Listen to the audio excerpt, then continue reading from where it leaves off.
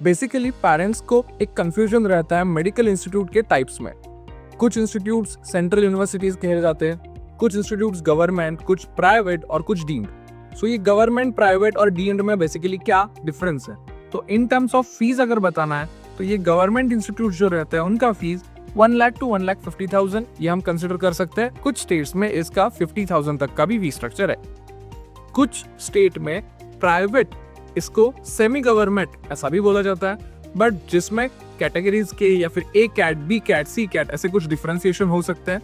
Normally अगर केरला मतलब जिसका कम से कम फीस स्ट्रक्चर है वैसा भी अगर हम कंसिडर करते हैं तो 8 लाख से लेके पूरा नॉर्थ में कुछ कॉलेजेस है जिसमें 21 लाख तक के फीस स्ट्रक्चर के कॉलेजेस हमें नजर आएंगे, जिसको हम प्राइवेट इस कैटेगरी में कंसिडर कर सकते हैं। ऑन एन एवरेज आप इसका फीस स्ट्रक्चर 12 से 13 लाख रुपए कंसिडर कर सकते हो।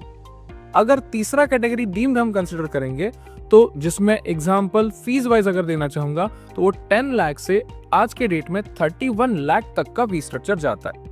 एक ही एक्सेप्शन है 10 लाख वाला, otherwise normal fee structure starts from 17 lakh to 31 lakh.